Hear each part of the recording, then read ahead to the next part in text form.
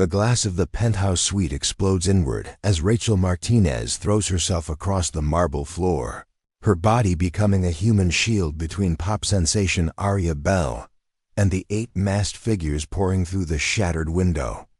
Sound of automatic weapons fills the air as Rachel's hands move with surgical precision, her training finally unleashed after months of ridicule and doubt.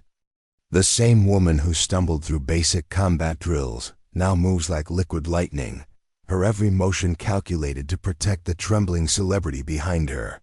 Blood streams down her face from flying glass, but her eyes remain focused on the threat advancing through the smoke and chaos.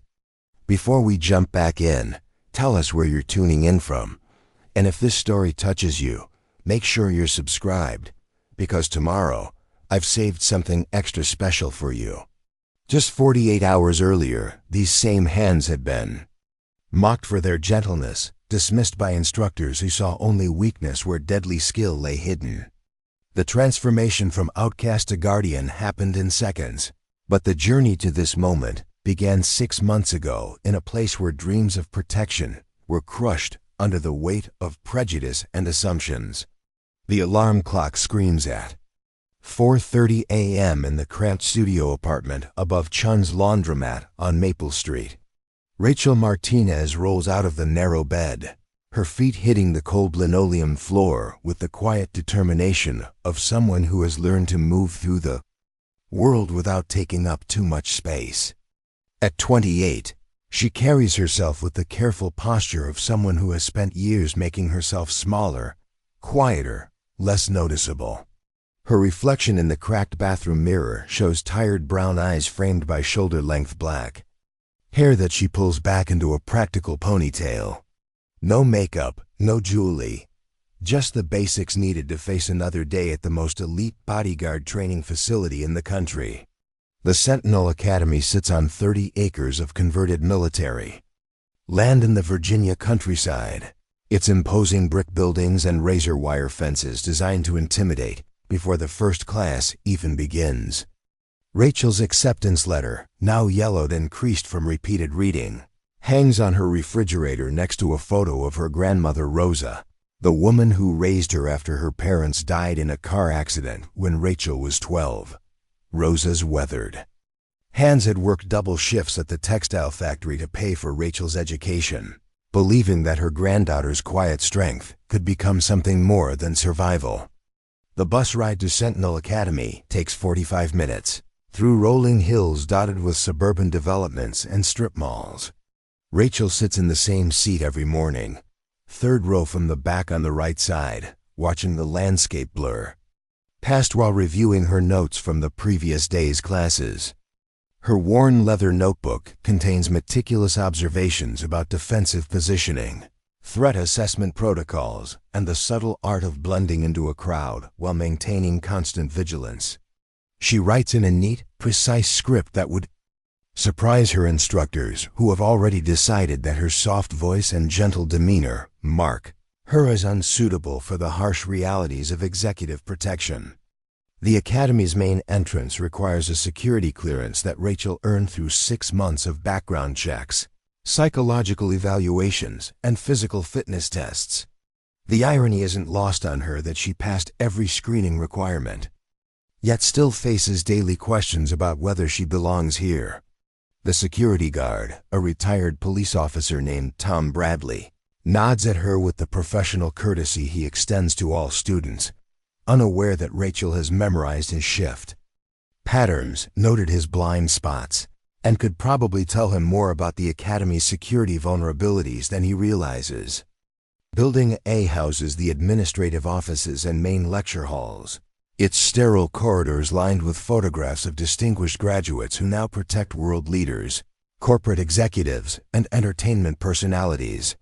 Rachel's footsteps echo against the polished floors as she makes her way to the locker room, where she changes into the Academy's required training uniform: black cargo pants, gray tactical shirt, and boots that cost more than she typically spends on clothes in 3 months. The uniform fits her small frame adequately, but it seems to emphasize her perceived fragility rather than suggesting capability. The other students are already gathering the main training hall when Rachel arrives precisely 10 minutes early. As has become her habit, the morning light streams through high windows, illuminating the faces of 32 individuals who represent the finest physical specimens and tactical minds that money and privilege can assemble. Most of them come from military backgrounds, law enforcement families, or private security companies that sponsor their training. Rachel's application listed her previous job as night shift security at a downtown office building, a position that earned her barely enough to cover rent and groceries while she saved for academy tuition. Marcus Thompson commands attention without effort, his 6'4" frame and commanding presence marking him as the unofficial leader of their training class.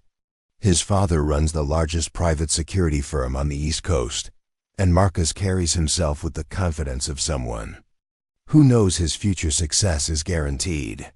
His perfectly maintained beard and expensive workout gear contrast sharply with Rachel's simple appearance, and he has made it clear through subtle comments and dismissive glances that he views her as an affirmative action admission rather than a legitimate candidate.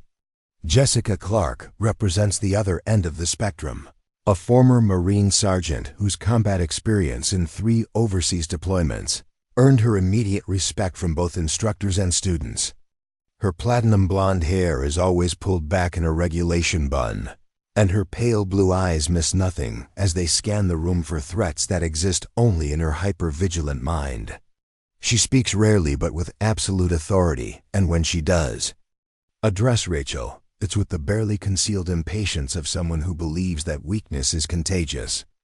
The morning briefing begins with Director Samuel Harrison, a legend in the executive protection industry whose clients have included Fortune 500 CEOs, foreign dignitaries, and A-list celebrities. His silver hair and tailored suits cannot disguise the predatory awareness that made him famous for preventing 3 assassination attempts during his government service. He surveys the assembled students with the calculating gaze of someone who can identify weakness from across a crowded room, and his eyes linger on Rachel with an expression that suggests he has already reached his conclusions about her potential. Executive protection is not a profession for the faint of heart. Director Harrison begins, his voice carrying the weight of decades spent in life-or-death situations. Your clients will trust you with their lives, their families, and their futures. One moment of hesitation, 1 second of weakness, and everything they value can be destroyed. We are not here to coddle anyone or accommodate personal limitations. We are here to forge human weapons capable of standing between evil and innocence. The physical training session starts with basic conditioning exercises that quickly separate the prepared from the pretenders. Rachel's smaller frame means she struggles with exercises that emphasize raw strength, but her endurance and flexibility allow her to complete routines that leave larger students gasping for breath. She moves through obstacle courses with fluid grace, her movements economical and precise rather than powerful and dramatic. The other students notice her unconventional approach, but interpret it as evidence of her inadequacy rather than a different kind of competence. Instructor David Kim, a former Secret Service agent whose scarred hands tell stories of violence prevented and threats neutralized, watches Rachel complete a climbing exercise with growing frustration. Her technique is flawless, her safety protocols perfect, but her time is 3 seconds slower than the male students who attack the wall with brute force. Kim's evaluation notes reflect his bias rather than her actual performance, marking her as adequate but unlikely to meet field requirements. The firearms training facility occupies an entire building, its soundproofed ranges and advanced simulation systems designed to recreate the chaos and pressure of real combat situations. Rachel's shooting scores consistently rank in the top 5% of her class, her small hands and steady nerves, allowing her to place shots with mechanical precision. She favors accuracy over speed, taking the extra millisecond needed to ensure that each round finds its intended target. Her military surplus ear protection and borrowed shooting glasses mark Her as different from students who arrive with custom equipment and designer gear. Preparing and narrating this story took us a lot of time, so if you are enjoying it, subscribe to our channel. It means a lot to us. Now back to the story. During one memorable session, the class practices shooting while moving, a skill that separates competent marksmen from tactical operators. Rachel's approach differs significantly from her classmates' aggressive tactics. Where they rush forward with guns blazing, she moves with calculated patience, using cover effectively and choosing her shots with deliberate care. Her final score exceeds that of Marcus Thompson by 12 points, a result that he attributes to luck rather than skill. Small caliber thinking for small caliber people, Marcus mutters to his circle of admirers, loud enough for Rachel to hear, but quiet enough to maintain plausible deniability. Real threats require real firepower, not precision shooting contest tricks. The comment stings because it reflects the broader dismissal Rachel faces daily. Her successes are minimized as flukes or attributed to favorable circumstances, while her struggles are highlighted as evidence of fundamental inadequacy. She absorbs these criticisms in silence, her grandmother's voice echoing in her memory. "Mia, let them underestimate you. It's the only advantage you'll ever have." Hand-to-hand combat training takes place in a gymnasium that has witnessed countless hours of controlled violence designed to prepare students for uncontrolled situations. Rachel's martial arts background, earned through years of classes at a community center dojo, serves her well in the technical aspects of defensive tactics.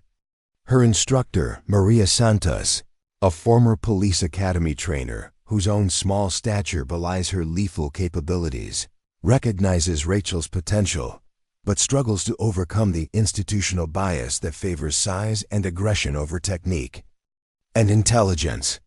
The sparring sessions reveal the complex dynamics within the student body. Rachel's defensive style frustrates opponents who expect her to engage in the kind of brutal exchanges that entertainment media presents as authentic combat. Instead, she uses timing and positioning to neutralize attacks, often ending confrontations through joint locks and pressure points rather than devastating strikes. Her approach is effective but unspectacular, lacking the dramatic flair that impresses observers who confuse violence with competence. During a particularly intense session, Rachel faces off against Derek Williams, a former college football player whose massive frame and aggressive personality make him a favorite among instructors who value traditional masculine dominance. Derek's attacks are powerful but telegraphed, his movements predictable to anyone with proper training. Rachel uses momentum against him, redirecting his energy and finding openings that allow her to apply controlling techniques. The match ends with Derek immobilized on the mat, Rachel's arm locked around his throat in a textbook chokehold that renders him unconscious in seconds. The stunned silence that follows is broken by slow applause from Maria Santos, who recognizes the technical excellence of Rachel's performance. However, the other students' reactions range from grudging respect to outright hostility. Derek's embarrassment at being defeated by someone half his size translates into bitter resentment that will color their interactions for months to come. "Lucky shot," Derek gasps as he regains consciousness, his face red with shame and anger. "Won't happen again." Rachel helps him to his feet without comment, her expression neutral and professional. She has learned not to celebrate her victories or acknowledge her defeats, understanding that both responses will be used against her by those who have already decided she doesn't belong. The academic portion of their training covers threat assessment, crowd psychology, emergency medical procedures, and the legal frameworks that govern the use of force in protection scenarios.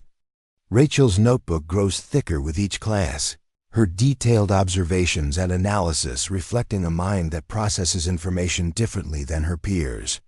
Where they focus on tactical considerations and equipment specifications, she studies human behavior patterns and environmental factors that might influence threat development. Professor Jennifer Walsh, a former FBI behavioral analyst who specializes in threat assessment, notices Rachel's unique perspective during a class discussion about identifying potential attackers in public spaces. While other students describe obvious warning signs like suspicious behavior or inappropriate clothing, Rachel focuses on subtle indicators that suggest psychological instability or professional surveillance training. Consider the individual who appears perfectly normal, Rachel says during one class, her quiet voice requiring others to lean forward to hear her words. They blend into crowds, maintain appropriate social distance, and display no obvious weapons or threatening behavior. But they're memorizing escape routes, identifying security cameras, and positioning themselves for optimal tactical advantage. The most dangerous threats often look exactly like everyone else. Professor Walsh nods approvingly, recognizing the sophisticated understanding that Rachel's comment reveals. However, several students exchange skeptical glances, interpreting her observation as overthinking rather than insight. Marcus Thompson rolls his eyes dramatically, earning chuckles from his supporters who view Rachel's academic success as compensation for her perceived physical limitations. The psychological evaluation component of their training proves particularly challenging for Rachel, not because she lacks mental stability, but because her responses don't match the aggressive confidence that evaluators expect from successful protection professionals. Dr. Richard Manning, the Academy's staff psychologist, struggles to categorize Rachel's personality profile, finding her simultaneously capable and self-effacing, confident and humble, aggressive and peaceful. Your psychological assessments indicate someone who is highly competent but lacks the assertive personality typically associated with executive protection work, Dr. Manning explains during their individual session. Are you certain this career path aligns with your natural inclinations? Rachel considers the question carefully before responding, her answer revealing depths that her quiet demeanor conceals. I believe that true protection comes from preventing violence rather than winning it. My goal is not to defeat threats, but to eliminate them before they develop. Sometimes the best bodyguard is the one nobody notices. Dr. Manning's notes reflect his confusion about Rachel's response, marking her as intellectually capable but possibly unsuited for field work due to unconventional approach and passive personality indicators. The evaluation will follow her throughout her training, influencing instructors' perceptions and limiting opportunities for practical application. The social dynamics within the academy create additional challenges for Rachel, as relationships formed during training often determine career opportunities after graduation. The informal networks that develop among students can provide job recommendations, professional references, and insider knowledge about available positions. Rachel's outsider status makes it difficult to access these networks, leaving her dependent on academic performance and instructor recommendations rather than peer connections. Evening study sessions take place in the Academy's library, a well-appointed facility that serves as both research center and social hub for serious students. Rachel claims the same corner table each night, surrounded by tactical manuals, legal texts, and case studies of successful protection operations. Her research extends beyond required reading to include psychological profiles of famous attackers, analysis of security failures, and detailed studies of crowd dynamics in various cultural contexts. The library becomes a sanctuary where Rachel can focus on learning without the constant evaluation and judgment that characterizes her classroom experiences. She develops a reputation as someone who can answer obscure questions about protection, protocols, or historical precedents, but her knowledge is viewed as academic rather than practical. Other students consult her research when preparing for exams, but rarely invite her to join their study groups or social activities. One evening, while researching venue security protocols, Rachel discovers Maria Santos working late in the library's archives. The instructor's presence surprises her, as faculty typically maintain strict boundaries between their professional and personal time. Maria notices Rachel's extensive research materials and strikes up a conversation about defensive tactics in confined spaces. You approach problems differently than most students, Maria observes, settling into the chair across from Rachel. Your solutions tend to be more elegant than brutal, more preventive than reactive. That's not necessarily a weakness, despite what others might suggest.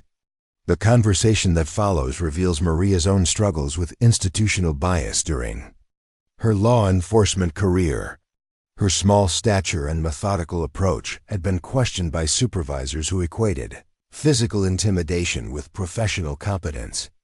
Only after years of successful cases and commendations did she gain the respect that larger, more aggressive officers received automatically. The academy teaches important skills, Maria continues, but it also perpetuates certain assumptions about what effective protection looks like. Don't let those assumptions define your potential. Some of the best protection professionals I've known were people others consistently underestimated. Rachel absorbs this encouragement gratefully, finding in Maria the first instructor who seems to recognize her capabilities rather than focusing on her limitations. The conversation plants seeds of confidence that will prove crucial in the challenges ahead. The weapons training facility introduces students to an impressive array of defensive tools beyond basic firearms. Rachel learns to use telescoping batons, pepper spray, stun guns, and various improvised weapons that might be available in emergency situations.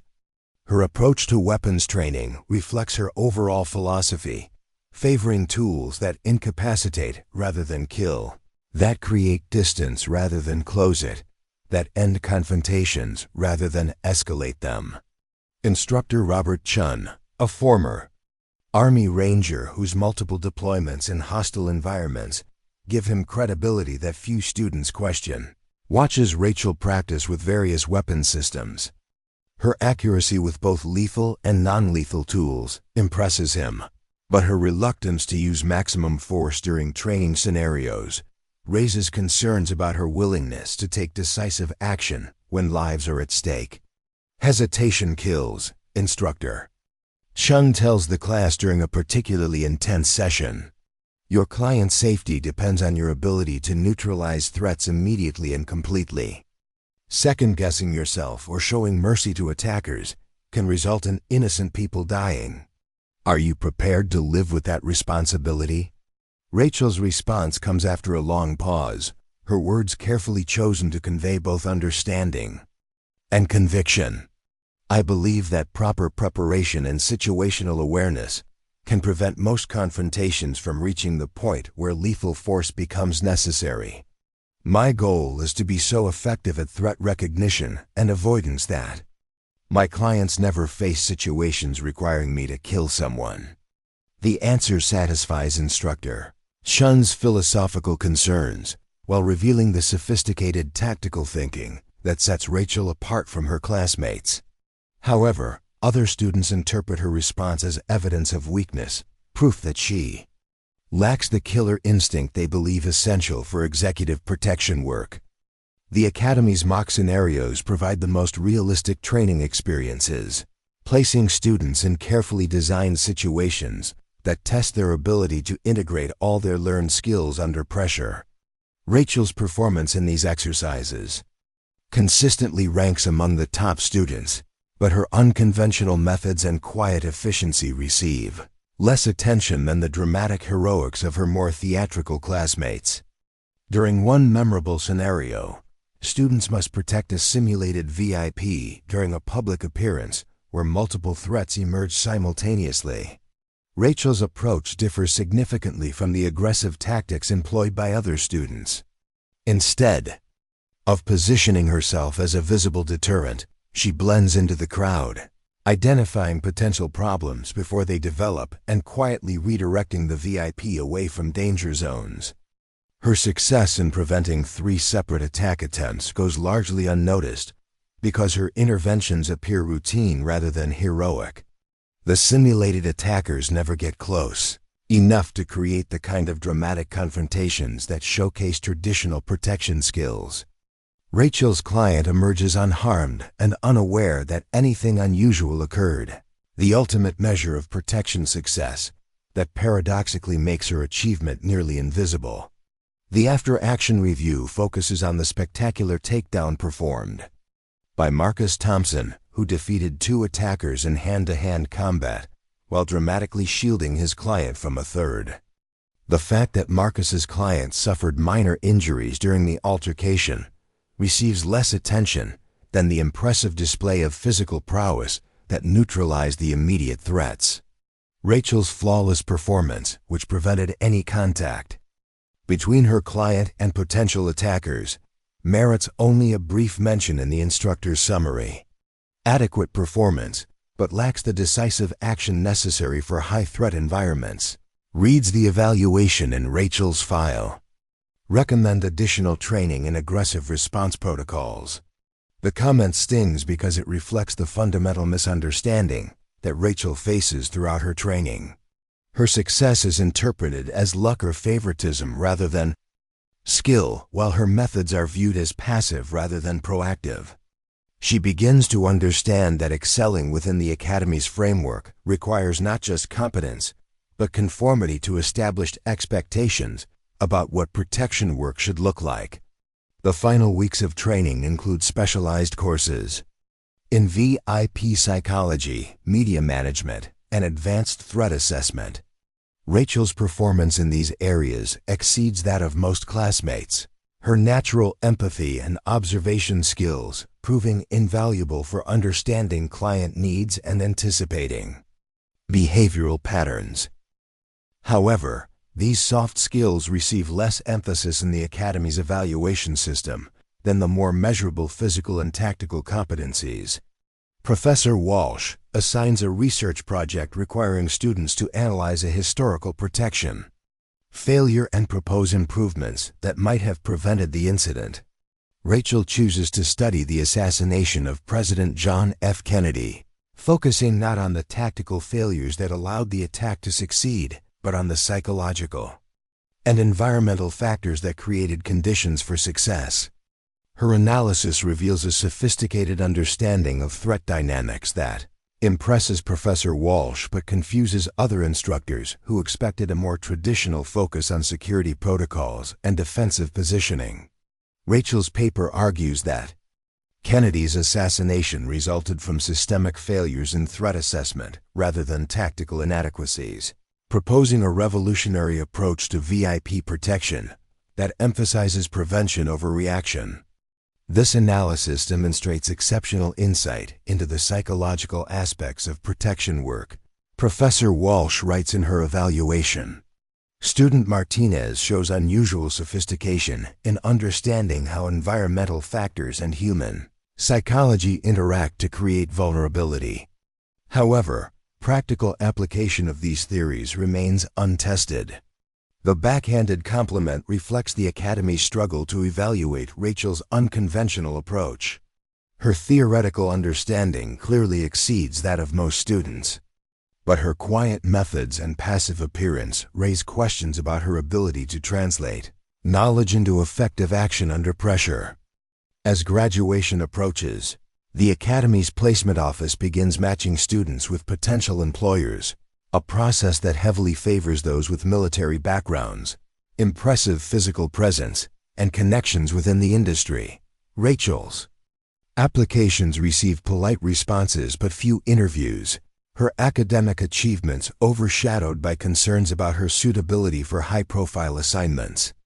The irony of her situation becomes clear during a career counseling session with Director Harrison, who acknowledges her academic excellence while expressing doubts about her practical applications. You've demonstrated remarkable understanding of protection principles, he tells her, but this industry requires individuals who can project strength and authority. Clients need to feel confident in their protection team's ability to handle any situation.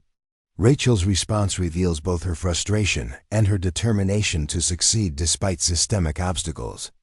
With respect, sir, I believe that the most effective protection is invisible.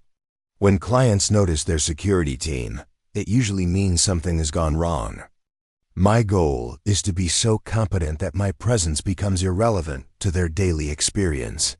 Director Harrison's expression suggests that he recognizes the wisdom in Rachel's approach while doubting her ability to implement it effectively.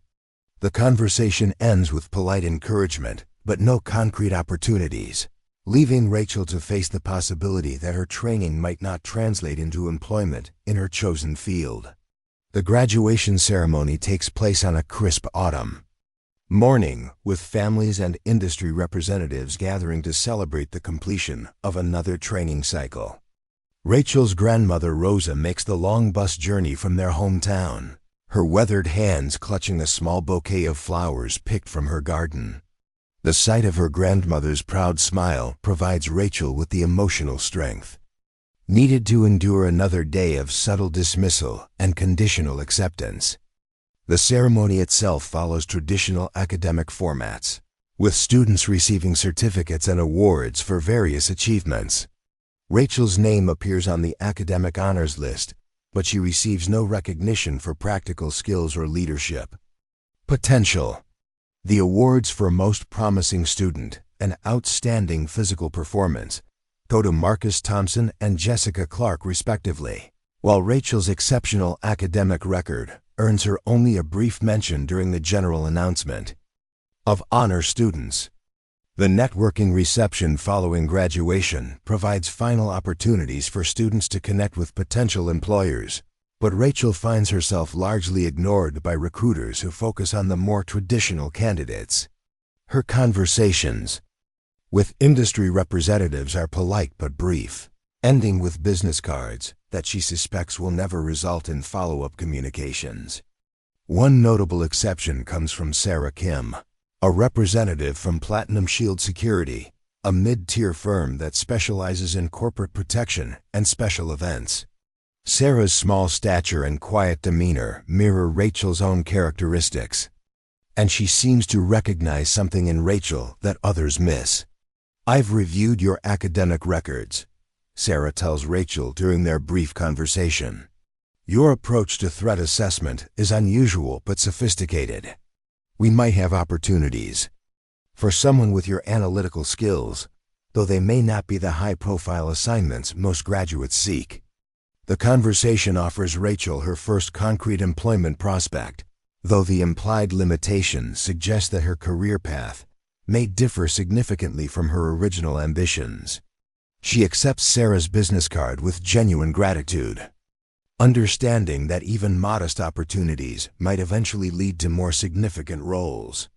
The final weeks at the academy pass quickly as students prepare for their transition to professional careers. Rachel's departure is marked by the same quiet efficiency that characterized her entire training experience. She packs her few belongings, returns her equipment, and says goodbye to the instructors who recognized her potential even when they doubted her application. Maria Santos makes a point of finding Rachel before her departure, offering encouragement and practical advice for navigating the challenges ahead. "Remember that your greatest strength is also your greatest challenge," she tells Rachel. "You see things others miss, but you have to help them understand what you're seeing. Don't let their blindness become your limitation." The advice proves prophetic as Rachel begins her career with Platinum Shield Security, starting with assignments that emphasize her analytical skills rather than her physical presence. Her first month involves threat assessments for corporate executives, background research on potential clients, and security planning for low-profile events. The work is important but lacks the excitement and prestige that drew her to executive protection. Her supervisor, Detective Mike Rodriguez, recognizes Rachel's competence but struggles to find assignments that match her unique skill set. The industry's preference for imposing physical presence limits her opportunities for client-facing roles, relegating her to behind-the-scenes work that utilizes her intelligence while hiding her capabilities. The breakthrough comes unexpectedly during a routine security assessment for a client's charity gala. Rachel's background research reveals patterns, suggesting that the event might be targeted by protesters or potential attackers with grievances. against the hosting organization. Her report recommends specific security modifications that differ significantly from standard protocols, emphasizing crowd management and early threat identification over traditional perimeter defense.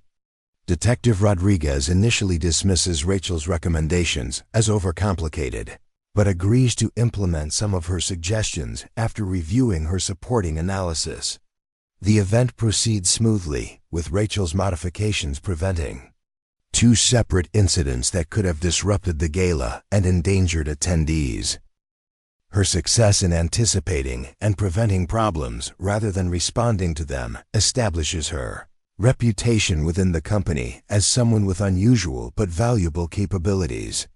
The recognition leads to more challenging assignments, including her first opportunity to work directly with a high-profile client. The assignment involves providing security for Aria Belle, a 22-year-old pop star whose recent rise to fame has attracted both devoted fans and dangerous stalkers.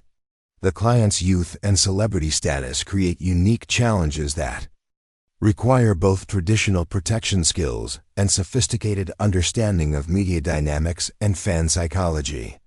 Rachel's preparation for the assignment reflects her characteristic thoroughness, involving detailed research into Aria's background, analysis of previous stalking incidents, and comprehensive threat assessment based on social media monitoring and law enforcement intelligence. Her approach differs significantly from the standard celebrity protection model, which typically emphasizes highly visible security teams and dramatic responses to potential threats. The assignment begins with Rachel's first meeting with Aria Belle, an encounter that will set the tone for their entire professional relationship. The meeting takes place in Aria's Beverly Hills mansion, a sprawling property that represents both the benefits and vulnerabilities of celebrity success. Rachel arrives wearing a simple dark suit that allows her to blend into the background while maintaining professional appearance, her understated presence contrasting sharply with the ostentatious security measures typically associated with celebrity protection.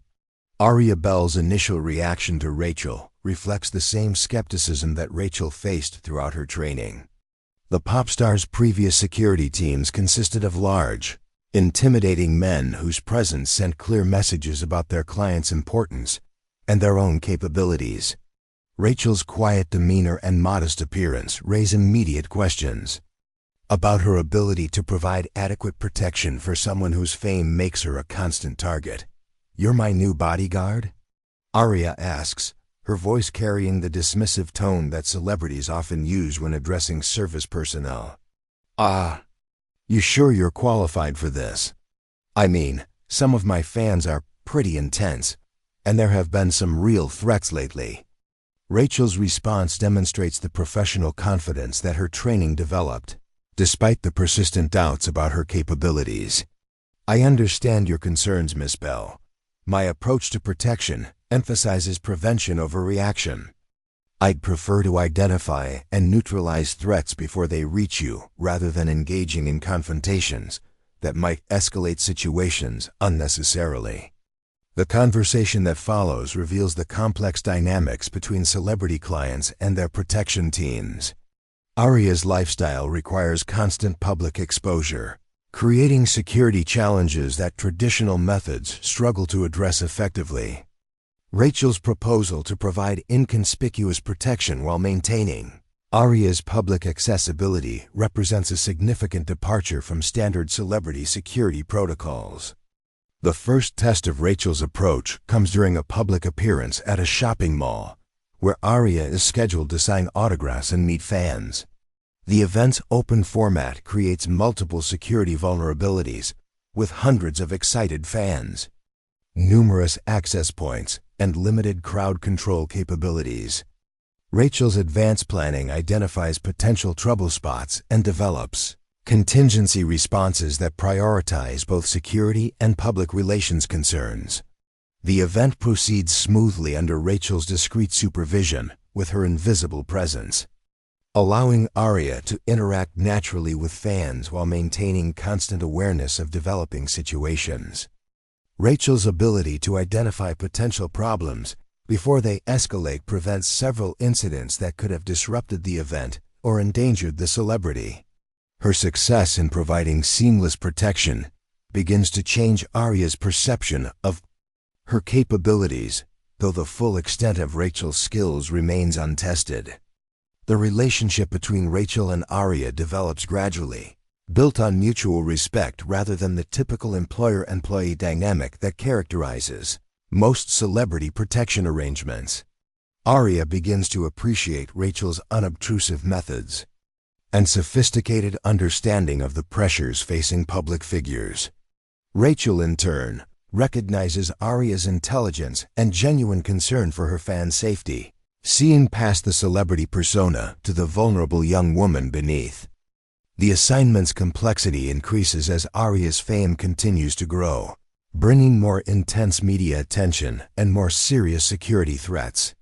Rachel's approach adapts to these changing circumstances, incorporating new technologies and methodologies, while maintaining her core philosophy of prevention over reaction. Her success in providing effective protection without compromising Aria's public image establishes her reputation as someone capable of handling the unique challenges of celebrity security. The stage is set for the ultimate test of Rachel's abilities. Though neither she nor Aria suspects that their professional relationship will soon face a life-threatening challenge that will validate everything Rachel learned during her training and proved to the world that true strength often comes in unexpected packages. The threatening letters arrive on a Tuesday morning, delivered with Aria Belle's regular fan mail but carrying a darkness that makes Rachel's trained instincts flare with alarm. The handwriting is neat and controlled, the paper expensive, and the message precise in its malevolence. Rachel studies the correspondence in Aria's home office, her fingers moving carefully along the edges as she searches for trace evidence, while her mind catalogs every detail that might reveal the sender's identity. These aren't random fan obsessions. Rachel explains to Aria, who sits across from her looking pale and shaken. The language pattern suggests someone with military or law enforcement background. The paper quality indicates financial resources. Most concerning is the detailed knowledge of your daily routines, including private information that shouldn't be publicly available.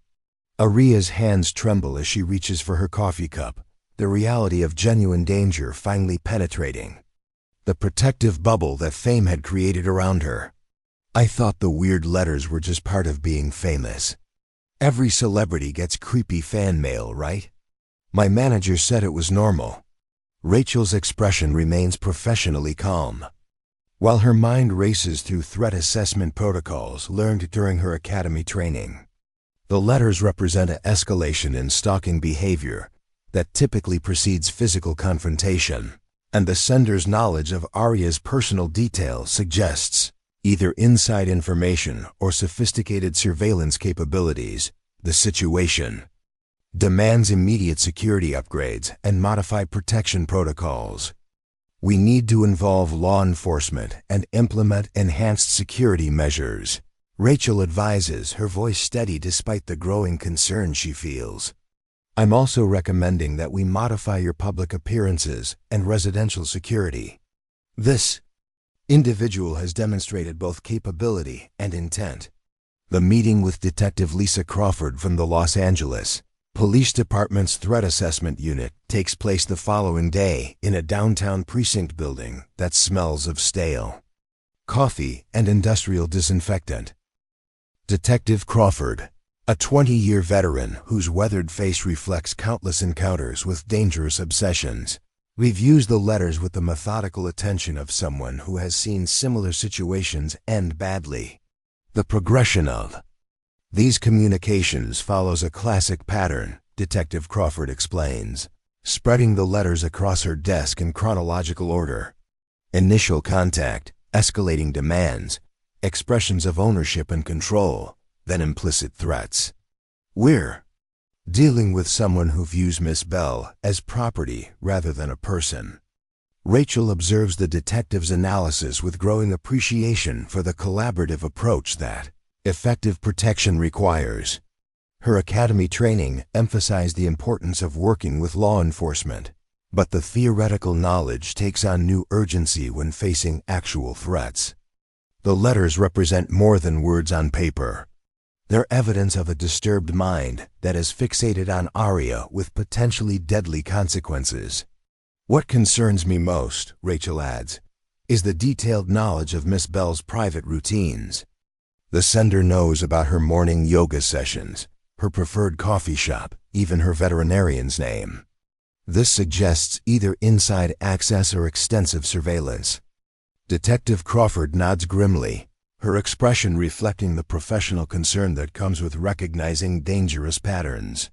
We'll initiate a full investigation, but realistically, letter writing rarely provides sufficient evidence for arrest. Our ability to intervene legally increases significantly after the first physical contact attempt. The implications of Detective Crawford's statement settle over the meeting like a cold shadow. Rachel understands that law enforcement's hands are tied by constitutional protections that prevent arrest for threatening communications alone. The police can investigate and monitor, but real protection depends on Rachel's ability to prevent the stalker from reaching Aria in the first place. The enhanced security measures that Rachel implements reflect her academy training, but adapted for the unique challenges of celebrity protection. She begins with a comprehensive security audit of Aria's residence, identifying vulnerabilities that previous protection teams had overlooked. The mansion's impressive appearance conceals multiple access points, blind spots, and structural weaknesses that could be exploited by someone with professional training. Your previous security team focused on obvious threats, Rachel explains as she conducts her assessment. Locked doors, alarm systems, visible cameras. But they missed the service entrances, the landscaping that provides concealment, and the sight lines from neighboring properties. A sophisticated attacker would avoid the obvious approaches. The residential security upgrades include motion sensors in previously unmonitored areas, upgraded locks on service entrances, and strategic landscape modifications that eliminate hiding spots without compromising the property's aesthetic appeal. Rachel's recommendations extend beyond physical security to include communication protocols, staff background checks, and modified daily routines that reduce predictability. The most challenging aspect of the enhanced security involves modifying Aria's public appearances without destroying her career momentum. The entertainment industry demands constant visibility, promotional events, and fan interactions that create inherent security vulnerabilities. Rachel's approach involves detailed advance planning, discrete security measures, and sophisticated crowd management techniques that provide protection without obvious restriction.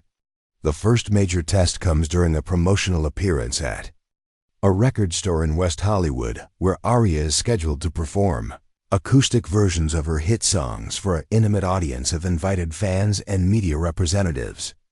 The venue's small size and informal atmosphere create multiple security challenges, with limited exit routes, minimal crowd control, and close proximity between performer and audience.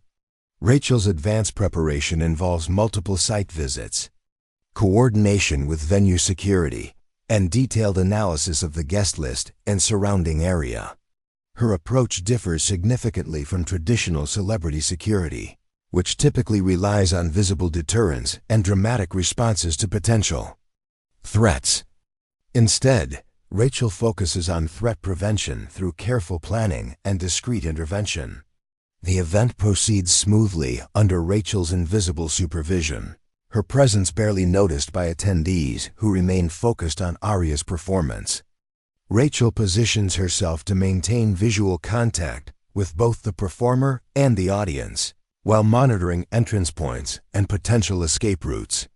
Her success in providing seamless protection allows Aria to deliver an engaging performance without the tension that visible security measures often create. However, the evening's apparent success masks a more troubling development that Rachel discovers during her post-event analysis. Security camera footage from the venue's exterior shows the same individual appearing at multiple locations throughout the day, suggesting organized surveillance of the event and its participants. The person's behavior patterns and positioning indicate professional training and sophisticated planning. "We're not dealing with a typical obsessed fan," Rachel reports to Detective Crawford during their follow-up meeting. The surveillance techniques, the advanced planning, the ability to blend into crowds, this suggests someone with military or law enforcement background who has decided to focus their skills on stalking Miss Belle. Detective Crawford's investigation reveals additional concerning information about the threatening letters and their sender. The paper carries fingerprints that match those found at several crime scenes, involving stalking and harassment of other celebrities. The perpetrator appears to be a serial stalker who targets young female performers, escalating their harassment until achieving some form of physical contact.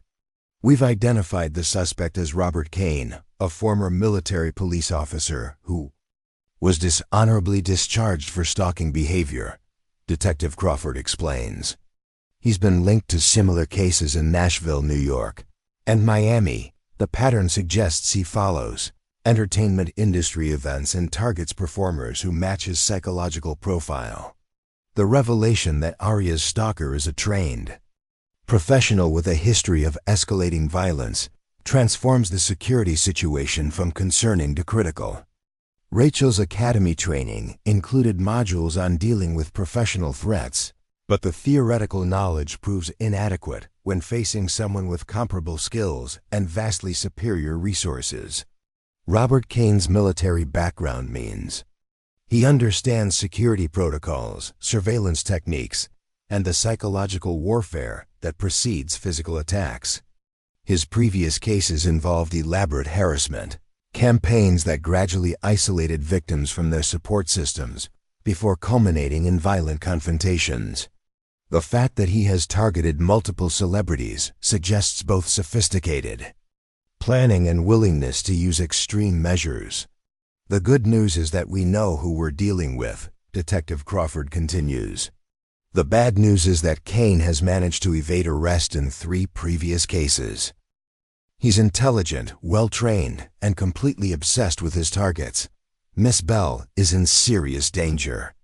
Rachel's response to this information reflects both her training and her growing understanding of the stalker's capabilities. Traditional security measures prove inadequate against someone who understands how protection systems work and has the skills to circumvent them.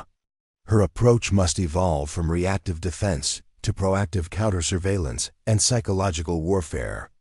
The next phase of Rachel's protection strategy involves turning Kane's professional training against him by utilizing techniques that exploit his military mindset and behavioral patterns.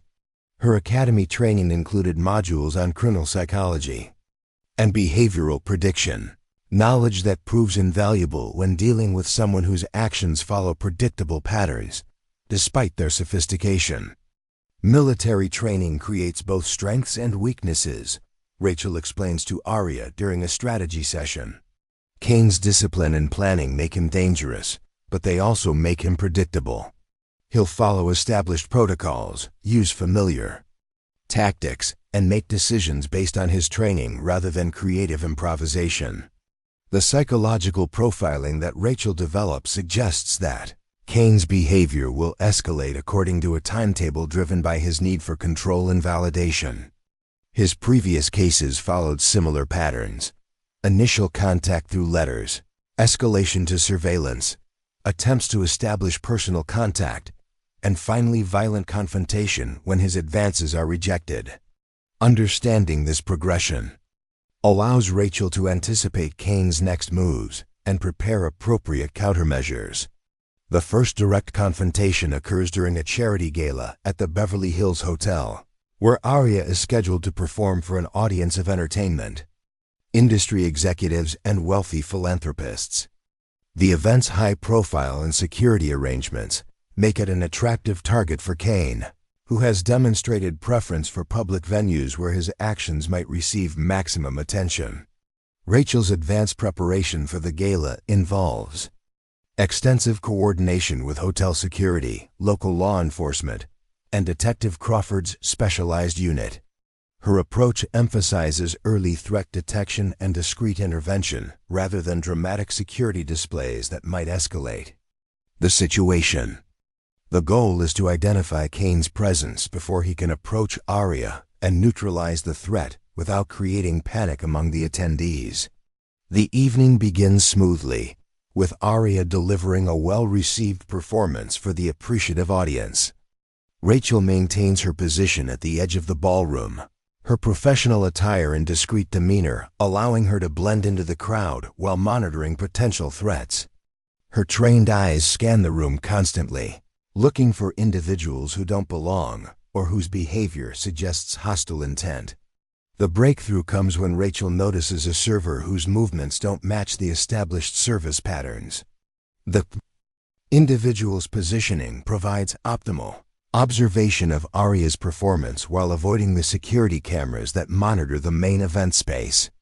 His professional bearing and tactical awareness immediately identify him as Kane, despite his effective disguise as hotel staff. Rachel's response demonstrates the training and preparation that her academy critics had dismissed as inadequate. Rather than confronting Kane directly, she initiates a series of discreet actions designed to isolate him from potential targets while alerting law enforcement to his presence. Her movements appear casual to observers, but they systematically eliminate Kane's escape routes and tactical advantages. The confrontation unfolds with the controlled intensity of a chess match between skilled opponents. Kane recognizes Rachel's countermeasures and responds with tactical adjustments that reveal his military training. His attempts to reach Aria become increasingly desperate as Rachel's positioning and coordination with hotel security effectively trap him within the ballroom without creating obvious disruption. The situation reaches its climax when Kane abandons his discreet approach and makes a direct move toward Aria's position on the elevated stage. Rachel's response is immediate and decisive, utilizing her martial arts training and tactical knowledge to intercept Kane before he can reach his target. The confrontation is brief but intense, ending with Kane subdued and in police custody. The successful resolution of the immediate threat provides temporary relief, but Rachel's professional assessment suggests that Kane's arrest may actually escalate rather than resolve the danger. Military-trained stalkers often have contingency plans and support networks that can continue their harassment campaigns even during incarceration. The threat assessment indicates that Kane's associates may attempt to complete his mission or seek revenge against those who prevented his success. Detective Crawford's investigation reveals the complexity of Kane's operation, which involved multiple associates and sophisticated planning that extends far beyond individual obsession. The stalking campaign against Aria was part of a larger network that targeted multiple celebrities simultaneously, suggesting organized criminal activity rather than isolated psychological disturbance. Kane wasn't working alone, Detective Crawford explains during the post-arrest briefing. We've identified at least 3 associates who provided logistical support, surveillance intelligence, and financial resources. The operation was more sophisticated than typical stalking cases, with elements that suggest possible international connections. The revelation that Kane's stalking operation was part of a larger criminal network transforms the security situation from individual threat to organized conspiracy. Rachel's protection responsibilities expand beyond preventing personal harassment to defending against a coordinated campaign that may involve multiple attackers, sophisticated surveillance, and resources that exceed typical criminal capabilities. The next phase of the investigation reveals disturbing connections between Kane's network and other criminal enterprises, including human trafficking, extortion, and international organized crime. Aria's stalking case becomes evidence in a broader federal investigation that involves multiple law enforcement agencies and international cooperation. The stakes have escalated far beyond celebrity protection to national security concerns. Rachel's role in the expanded investigation reflects her unique position as both protection professional and intelligence asset. Her academy training included modules on federal law enforcement cooperation, but the practical application proves far more complex than theoretical knowledge suggested. The integration of personal protection with criminal investigation requires skills that bridge multiple disciplines and jurisdictions. The federal investigation reveals that Cain's network has targeted numerous celebrities, using stalking and harassment as pretext for broader criminal activities.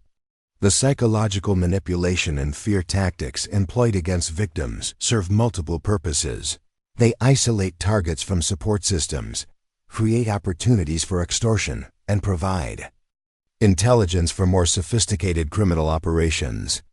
The stalking was never the primary objective, explains Agent Sarah Martinez from the Federal Bureau of Investigation's Behavioral Analysis Unit. Cain's network uses celebrity obsession as cover for organized criminal activity. The harassment creates fear and isolation that makes victims more vulnerable to extortion and manipulation. The scope of the criminal network's activities extends beyond individual stalking cases to include sophisticated fraud schemes, money laundering operations, and international trafficking networks. Rachel's successful protection of Aria has disrupted a criminal enterprise that spans multiple states and countries, placing both women in danger from associates seeking to prevent further law enforcement success. The enhanced threat level requires upgraded security measures that transform Rachel's protection role from discreet bodyguard to comprehensive security coordinator. Her responsibilities expand to include threat assessment, intelligence analysis, and coordination with multiple law enforcement agencies. The skills developed during her academy training prove invaluable, but the complexity of the situation demands constant adaptation and learning. The psychological impact of the expanded threat affects both Rachel and Aria in different ways.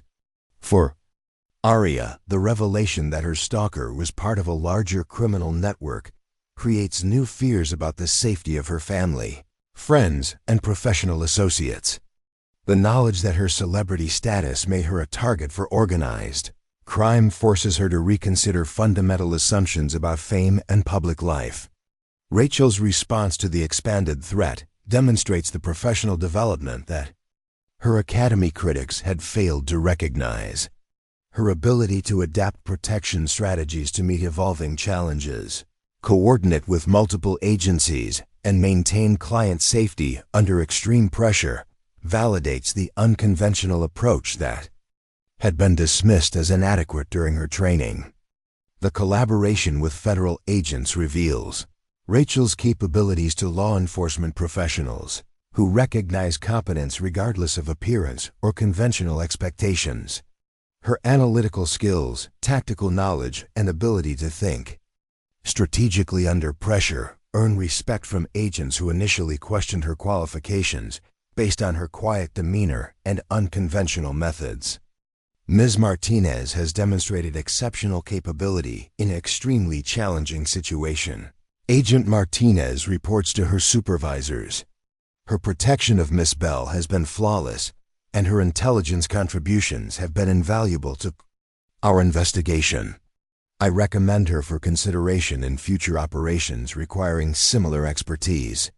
The federal recognition of Rachel's abilities creates new career opportunities while validating her approach to protection work. However, the immediate focus remains on ensuring Aria's safety while the broader criminal investigation continues. The threat level remains critical, with intelligence suggesting that Cain's associates are planning retaliation against both women. The preparation for potential retaliation involves comprehensive security planning that exceeds typical celebrity protection protocols. Rachel's approach integrates physical security, electronic countermeasures, and psychological operations designed to deter attackers while maintaining Aria's ability to continue her career. The balance between security and normal life requires constant adjustment as new threats emerge. The media attention surrounding Cain's arrest creates additional security challenges as news organizations, SEK interviews, and exclusive access to the participants in the high-profile case. Rachel's protection strategies must account for legitimate journalists, overzealous fans, and potential criminals who might exploit the media coverage to approach their targets. The public interest in the case transforms both Rachel and Aria into celebrities in their own right, creating new vulnerabilities and protection challenges. Rachel's preference for invisibility becomes impossible as her role in Cain's capture generates speaking requests, interview opportunities, and professional recognition that she neither sought nor wanted. The irony of Rachel's situation becomes apparent as her success in protecting Aria creates new dangers for both women. The media attention and public recognition that validate her professional capabilities also make her a target for Cain's associates and other criminals who view her as a threat to their operations. The protector becomes the protected in a dangerous reversal of roles. The ongoing federal investigation reveals additional criminal activities that extend the timeline for resolution indefinitely. Cain's network represents one component of a larger criminal enterprise that will require years of investigation and prosecution to fully dismantle. Rachel's protection of Aria must continue during this extended period, creating new challenges for both women. The long-term security arrangements that Rachel develops reflect her understanding that temporary protection measures are inadequate for ongoing threats. Her approach evolves from crisis response to sustainable security that allows Aria to maintain her career while remaining safe from continued criminal targeting. The solution requires creativity, flexibility, and resources that exceed typical celebrity protection budgets. The training and preparation that Rachel received at the academy proves invaluable as the situation continues to evolve. Her ability to adapt protection strategies, coordinate with law enforcement, and maintain client safety under changing conditions demonstrates the competence that her critics had failed to recognize. The unconventional approach that had been dismissed as inadequate becomes the foundation for unprecedented success. The relationships that Rachel develops with federal agents, local law enforcement, and other protection professionals create new opportunities for collaboration and learning. Her reputation as someone who can handle complex situations with unusual competence spreads throughout the protection industry, generating job opportunities and professional recognition that validate her career choices. The psychological toll of extended high-threat protection affects both Rachel and Aria in different ways. For Rachel, the constant vigilance and pressure of protecting someone whose life depends on her competence creates stress that challenges her mental health and personal relationships. The isolation required for effective protection work becomes personally destructive, even as it proves professionally successful. Aria's experience of living under constant threat forces her to develop new coping mechanisms and support systems that help her maintain emotional stability while pursuing her career. The relationship with Rachel evolves from professional arrangement to personal friendship as they navigate the challenges of extended protection together. The broader implications of Cain's criminal network extend beyond individual stalking cases to include national security concerns that involve multiple federal agencies. Rachel's role in the investigation expands to include intelligence analysis, threat assessment, and coordination with international law enforcement partners. Her academy training provides the foundation for these expanded responsibilities, but the practical application requires constant learning and adaptation. The success of the protection operation and criminal investigation creates new challenges as other celebrities and public figures seek Rachel's services for their own security needs. The demand for her expertise exceeds her ability to provide personal protection, forcing her to develop new business models and training programs that can extend her capabilities to other protection professionals. The recognition that Rachel receives from federal law enforcement creates opportunities for her to influence protection industry standards and training programs. Her unconventional approach and demonstrated success challenge traditional assumptions about what effective protection looks like, potentially revolutionizing how protection professionals are trained and evaluated. The ongoing nature of the criminal investigation means that Rachel's protection of Aria must continue indefinitely, creating new challenges for both women as they adapt to life under constant threat. The relationship between protector and protected evolves as the temporary arrangement becomes a permanent partnership with implications that neither had anticipated. The stage is set for the ultimate confrontation, as intelligence suggests that Kane's associates are planning a final, decisive attempt to complete their mission and eliminate the witnesses who can testify against their criminal enterprise. Rachel's preparation for this anticipated attack will test every skill she learned during her academy training and determine whether her unconventional approach can succeed against overwhelming odds. The intelligence briefing arrives at 3:47 a.m., delivered by encrypted message to Rachel's secure communication device. 8 operatives from Kane's criminal network have been identified entering Los Angeles through different airports over the past 72 hours. Their coordinated arrival patterns and sophisticated false identities suggest a final assault planned for maximum impact and media attention. Rachel studies the surveillance photos in her temporary command center, recognizing the professional bearing and tactical awareness that marks each individual as a trained killer. Agent Martinez's voice carries the weight of federal authority as she delivers the threat assessment over the secure video link. These aren't typical criminals or obsessed fans. Each operative has military or paramilitary training with specializations in surveillance, demolitions, and close-quarters combat. Their target profiles suggest they're prepared for extended siege operations with multiple contingencies. The tactical analysis reveals a sophisticated operation designed to overwhelm conventional security measures through coordinated attacks from multiple directions. The operatives have established surveillance positions around Aria's residence, identified escape routes, and begun psychological operations designed to isolate their targets from potential support. Their approach combines military precision with criminal ruthlessness in ways that challenge traditional protection protocols. Rachel's response to the intelligence demonstrates the evolution of her capability since academy graduation.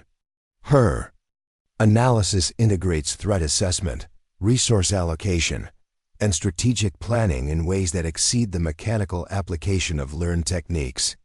The quiet woman who had been dismissed as inadequate now coordinates with federal agents, local law enforcement, and specialized tactical units with authority that commands immediate respect.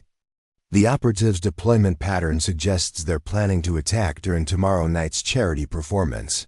Rachel explains to the assembled security team, the venue's open architecture and multiple access points create vulnerabilities that conventional security can't adequately address. We need to transform their tactical advantages into strategic traps. The charity performance at the Disney Concert Hall represents both opportunity and danger for the criminal network.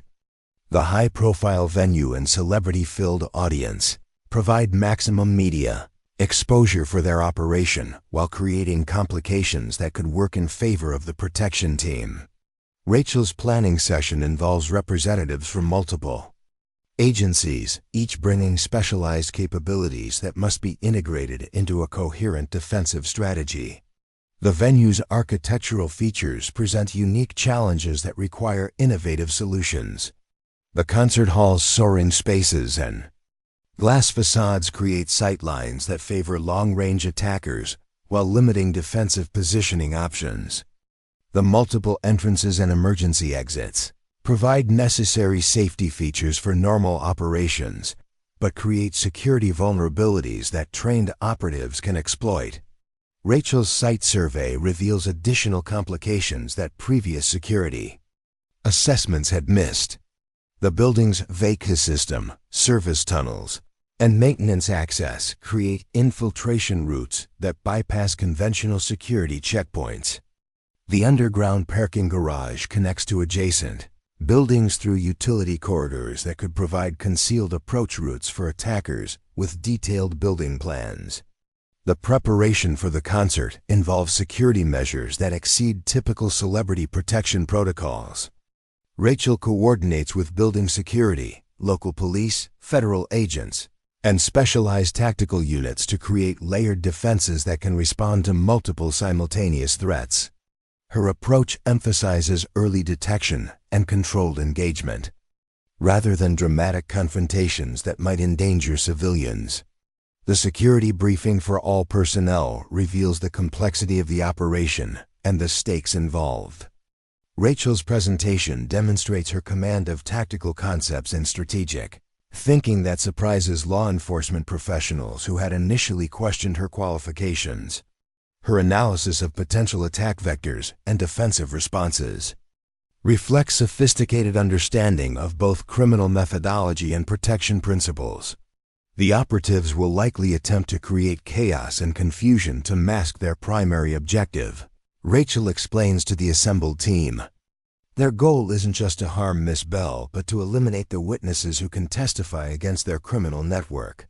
We represent existential threats to their organization's survival. The psychological preparation for the operation involves helping Aria maintain professional composure while acknowledging the deadly reality of the situation. The young performer's natural anxiety about the concert becomes complicated by knowledge that 8 trained killers are planning to attack during her performance. Rachel's support extends beyond physical protection to include emotional guidance and strategic counseling. The day of the concert begins with final security preparations that transform the venue into a fortress disguised as an entertainment facility.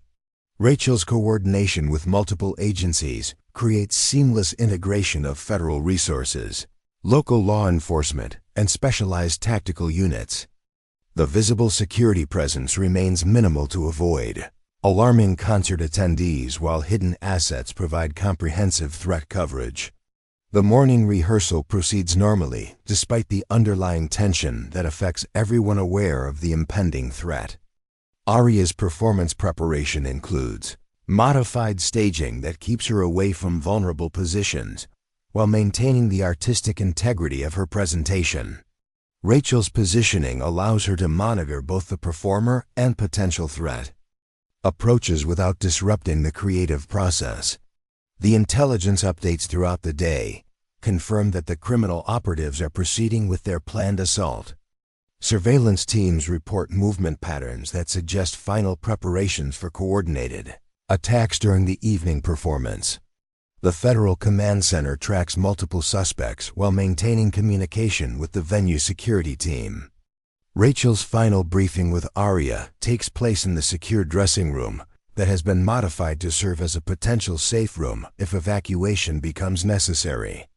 The conversation addresses both tactical considerations and emotional support. As the young performer prepares to take the stage, knowing that her life depends on the protection team's competence. "Remember that your safety is our primary concern," Rachel tells Aria as they review the modified performance plan. "If I signal you to leave the stage, move immediately toward the designated exit without hesitation. Trust your training and trust the team that's protecting you." The pre-concert security sweep reveals no immediate threats, but Rachel's experience suggests that professional operatives would avoid detection during preliminary searches. The real test will come during the performance, when the operatives attempt to exploit the confusion and excitement of the live event to approach their targets. The concert hall fills with an audience that includes entertainment industry executives, wealthy philanthropists, and media representatives unaware of the deadly drama preparing to unfold. Rachel's discreet positioning allows her to monitor the crowd while maintaining communication with the distributed security team. Her trained eyes scan for individuals whose behavior suggests hostile intent or professional surveillance. The opening musical acts perform without incident, but Rachel's tension increases as Aria's performance time approaches. Intelligence reports indicate that the operatives are moving into final positions, with surveillance teams tracking suspicious individuals through the venue's multiple levels and seating areas. The coordination between agencies reflects months of planning and preparation. Aria takes the stage to enthusiastic applause from the audience, her professional composure masking the fear and anxiety that she feels about the impending attack. Her performance begins flawlessly, but Rachel's attention remains focused on threat detection rather than artistic appreciation. The protection team's success depends on identifying and neutralizing threats before they can approach their target. The first sign of trouble comes through Rachel's earpiece as a surveillance team reports suspicious movement in the upper balcony area. An individual matching one of the operative profiles has been observed using professional surveillance equipment to monitor the stage area. The sighting confirms that the assault is beginning despite the extensive security measures. Rachel's response demonstrates the tactical skills that her Academy critics had failed to recognize. Her communication with the security team coordinates a discreet response that isolates the suspect without alerting other operatives or alarming the audience. The operation requires precise timing and coordination to prevent the suspects from realizing their plan has been compromised. The second operative is identified in the orchestra level, positioned to provide covering fire for colleagues attempting to reach the stage. The individual's professional bearing and tactical equipment confirm intelligence assessments about the operation's sophisticated planning. Rachel's coordination with tactical units begins the process of systematically neutralizing the threat network. The third and fourth operatives are discovered in the venue's service areas, having infiltrated through maintenance access points that bypass conventional security screening. Their presence confirms Rachel's assessment that the attack would involve multiple approach routes and coordinated timing. The federal tactical team begins moving to intercept these suspects before they can reach their attack positions. Aria continues her performance while remaining unaware of the security operations taking place around her. Rachel's protection strategy depends on maintaining normal operations while systematically dismantling the threat network. The balance between security and performance requires constant communication and precise coordination between all team members. The fifth operative is identified in the venue's control room, having gained access through forged credentials and social engineering. His position provides the capability to manipulate lighting, sound, and emergency systems to create chaos during the assault. The discovery of this infiltration reveals the operation's sophistication and the extent of the criminal's preparation. Rachel's tactical assessment recognizes that the operatives' positions create a coordinated attack plan designed to overwhelm security through simultaneous actions from multiple directions. The discovery of their deployment pattern allows the protection team to anticipate their timing and prepare countermeasures that will neutralize the threat before it can develop. The sixth and seventh operatives are located in the parking garage, positioned to intercept escape routes and eliminate fleeing targets. Their presence confirms that the criminal network planned to kill both Aria and Rachel regardless of the assault's success. The operation represents a final attempt to eliminate witnesses who can testify against their criminal enterprise. The eighth operative remains unlocated despite extensive surveillance efforts, creating concern that the intelligence assessment may be incomplete. Rachel's experience suggests that professional operations typically include backup plans and contingency resources that exceed initial threat assessments. The missing operative may represent a final surprise that could compromise the entire security operation. The concert reaches its climax as Aria performs her most popular song, the audience responding with enthusiasm that masks the deadly tension affecting the protection team. Rachel's positioning allows her to monitor both the performer and the ongoing security operations while maintaining communication with federal agents coordinating the response. The moment of truth arrives as the operatives begin their assault, moving simultaneously from multiple positions in a coordinated attack designed to overwhelm conventional security measures. Rachel's preparation and coordination with federal agencies transform what should have been a devastating surprise into a controlled engagement that favors the protection team. The first operative's attempt to approach the stage is neutralized by tactical officers who had been positioned based on Rachel's threat assessment. The individual's professional training proves inadequate against federal agents who had anticipated his approach route and prepared appropriate countermeasures. The interception occurs without alerting the audience or disrupting the performance. The second and third operatives find their positions surrounded by federal tactical teams that had been deployed based on Rachel's intelligence analysis. Their attempts to provide covering fire are prevented by precise coordination that eliminates their tactical advantages. The engagements occur in service areas away from civilian populations. The fourth operative's attempt to manipulate the venue's control systems is thwarted by cybersecurity specialists who had been monitoring the facility's electronic infrastructure. His infiltration of the control room becomes a trap that provides evidence for federal prosecution while preventing the chaos that would have facilitated the assault. The fifth, sixth, and seventh operatives are captured in coordinated actions that demonstrate the effectiveness of Rachel's strategic planning and federal coordination. Their professional training and sophisticated equipment prove insufficient against the comprehensive security measures that had been prepared based on accurate threat assessment and tactical analysis. The eighth operative's location remains unknown as the other arrests proceed, creating tension that threatens to compromise the operation's success. Rachel's experience suggests that the missing individual may represent the most dangerous threat, potentially positioned to escape if the assault fails or to complete the mission if his colleagues are captured. The revelation comes as Rachel's analysis of the surveillance data reveals that the eighth operative has been hiding in plain sight among the venue's staff members. His infiltration of the catering crew provided access to the backstage area and opportunity to approach the target without triggering security alerts. The discovery requires immediate action to prevent a successful assassination attempt. The confrontation between Rachel and the eighth operative occurs in the backstage area as Aria completes her performance. The individual's professional training and desperate situation create a deadly combination that tests every skill Rachel learned during her academy training.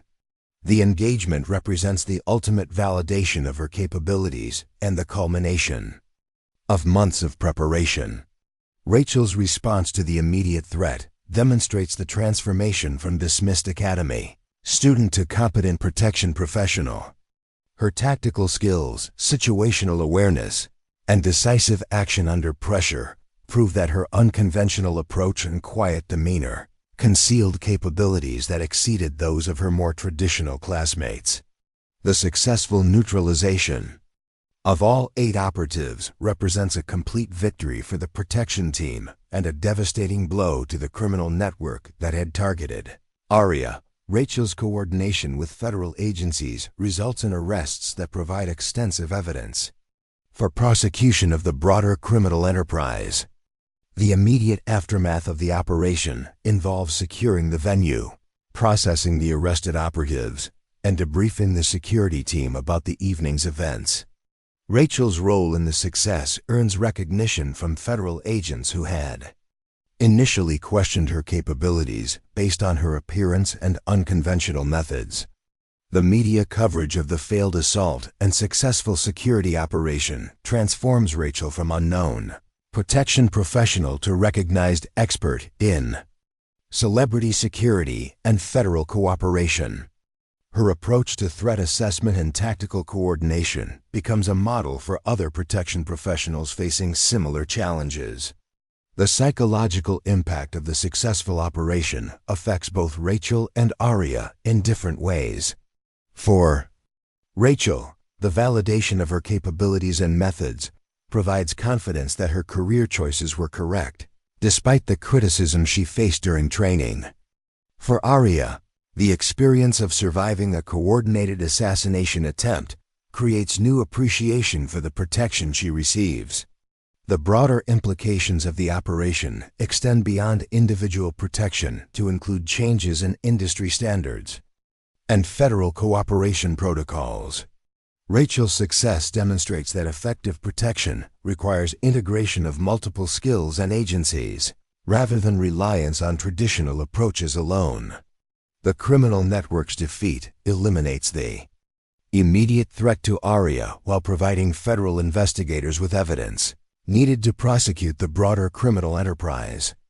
The operation's success validates Rachel's protection methods and establishes her reputation as someone capable of handling the most challenging security situations. The transformation of Rachel's career prospects reflects the recognition that her unconventional approach produces superior results under extreme pressure. The quiet woman who had been dismissed as inadequate proves that true competence often appears in unexpected forms, and that success depends on results rather than appearances. The awards ceremony at FBI headquarters takes place 6 months after the concert hall operation, with Rachel standing beside Agent Martinez as director. Thompson presents commendations to the team that dismantled Kane's criminal network. The same woman who had been mocked at the academy now receives recognition from the nation's highest law enforcement officials for her role in preventing a terrorist attack and exposing international organized crime. Agent Martinez's tactical coordination and threat assessment capabilities represent the gold standard for civilian federal cooperation. Director Thompson announces to the assembled media and law enforcement personnel, her unconventional approach to protection work has revolutionized how we handle celebrity security and organized crime investigations. Rachel's acceptance speech is characteristically brief and professional, focusing on the collaborative effort rather than personal recognition. However, her presence at the podium represents a complete transformation from the quiet academy student who had been dismissed as inadequate. The federal recognition validates her methods and establishes her as a leading expert in executive protection and threat assessment. The media coverage of the awards ceremony creates immediate demand for Rachel's services from celebrities, corporate executives, and government officials who recognize the value of her sophisticated approach to security. Her phone rings constantly with offers that exceed her wildest expectations, transforming her from struggling protection professional to sought-after expert in a matter of weeks. Aria Belle's career flourishes in the aftermath of the failed assassination attempt, with her courage during the crisis inspiring fans and generating massive media attention. Her relationship with Rachel evolves from professional arrangement to genuine friendship, with both women recognizing how the shared experience of surviving deadly threats has bonded them in ways that transcend typical employer-employee dynamics. The documentary film about the operation becomes a cultural phenomenon, with Rachel's story inspiring young women who had been told they were unsuitable for traditionally male-dominated professions. Her academy classmates watch with mixed emotions as their dismissed colleague becomes a national hero, forcing them to confront their own prejudices and assumptions about competence and capability. Director Harrison from the Sentinel Academy requests a meeting with Rachel to discuss her potential involvement in curriculum development and instructor training. The conversation occurs in the same office where he had once questioned her suitability for protection work, creating an ironic backdrop for his request that she help train future protection professionals. Your success has forced us to reconsider our evaluation methods and training approaches, Director Harrison admits during their meeting.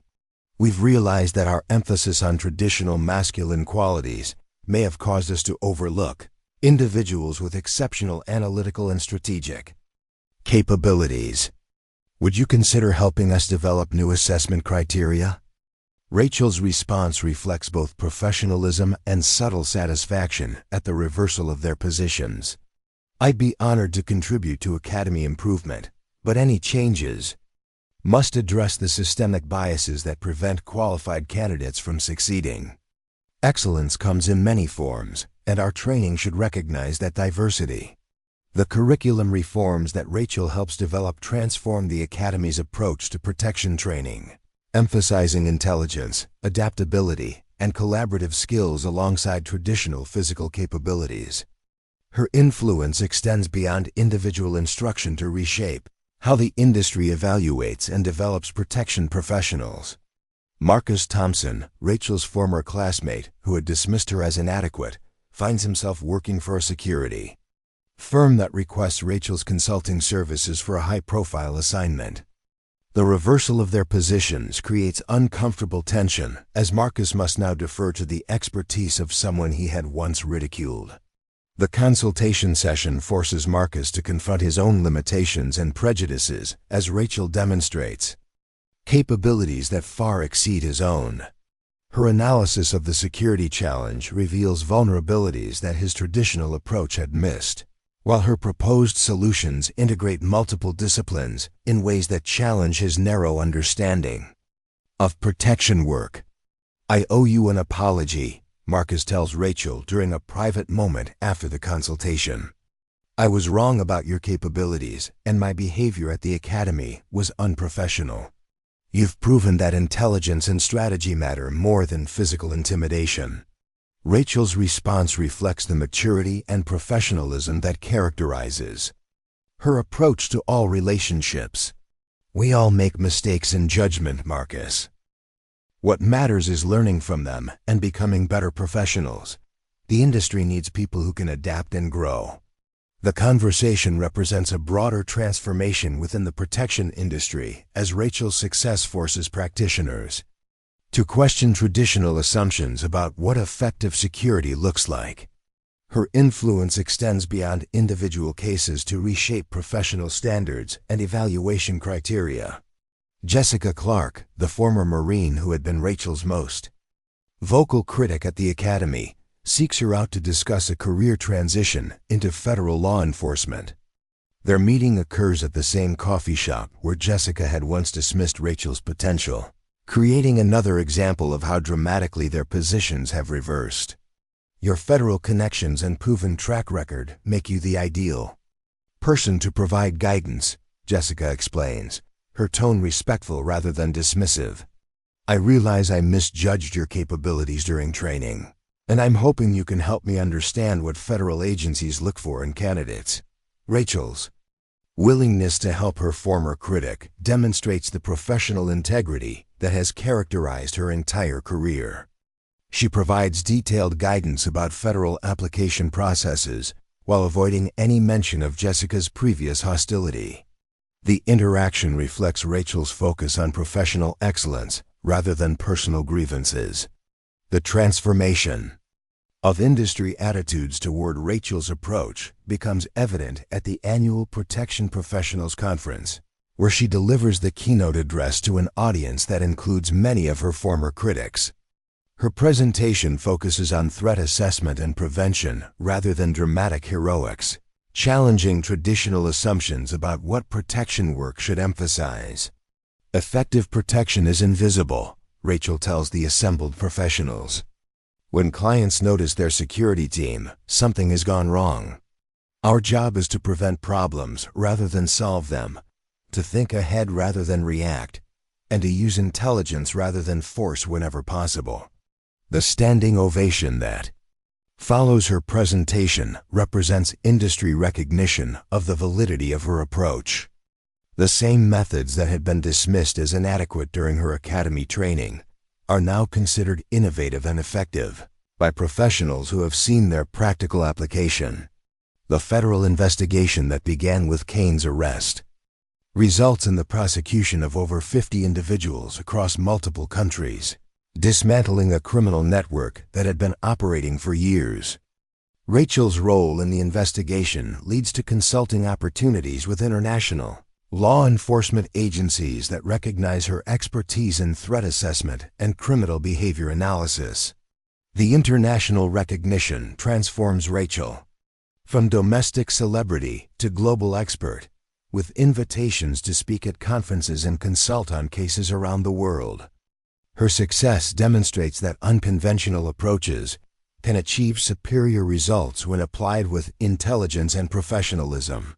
Aria's new album includes a song dedicated to Rachel, with lyrics that celebrate the quiet heroes who protect others without seeking recognition. The song becomes a massive hit, further cementing Rachel's reputation as someone who represents the best qualities of protection professionals. The Academy establishes the Rachel Martinez Award for Excellence in Analytical Protection, recognizing students who demonstrate exceptional intellectual capabilities, regardless of their physical characteristics. The award represents institutional acknowledgement that effective protection requires diverse skills and approaches. The training facility that Rachel establishes specializes in developing protection professionals who emphasize intelligence and prevention over traditional confrontational methods. Her school attracts students from around the world who want to learn the sophisticated approaches that have made her famous. The first graduation ceremony at Rachel's Academy includes several women who had been rejected by traditional training programs, demonstrating that alternative approaches can develop exceptional protection professionals. The success of these graduates further validates Rachel's belief that the industry needs to expand its definition of competence. The federal government offers Rachel a permanent position as a consultant on celebrity security and organized crime investigations, recognizing that her unique combination of protection experience and investigative insight provides valuable capabilities for law enforcement agencies. The offer represents the ultimate validation of Rachel's career choices and professional development. Her acceptance of the federal position establishes her as a bridge between private protection and public law enforcement, roles that her academy training had prepared her to fulfill despite the doubts of her instructors. The documentary about Rachel's story wins multiple awards and inspires legislation protecting individuals from discrimination based on appearance or unconventional approaches to professional challenges. Her influence extends beyond the protection industry to broader discussions about diversity and inclusion in traditionally male-dominated fields. The book deal that Rachel signs tells her story in detail, from her struggles at the Academy through her success in federal cooperation. The publication becomes a bestseller and required reading at protection training facilities around the world, cementing her influence on professional development and industry standards.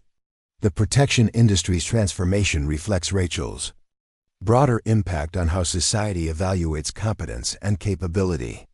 Her success demonstrates that excellence often appears in unexpected forms, and that prejudice blinds people to the very qualities they claim to value.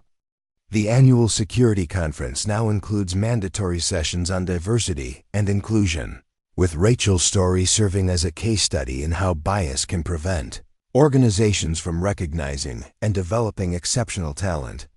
Her influence continues to shape how protection professionals are trained and evaluated. The criminal network's complete dismantlement results in safer conditions for celebrities and public figures worldwide, with Rachel's investigative contributions providing law enforcement with intelligence that prevents future attacks. Her work saves lives while advancing the profession she chose despite overwhelming skepticism. The transformation of Rachel's career from struggling trainee to internationally recognized expert demonstrates that persistence and competence eventually overcome prejudice and discrimination. Her story inspires others who face similar challenges to maintain confidence in their abilities despite external doubts.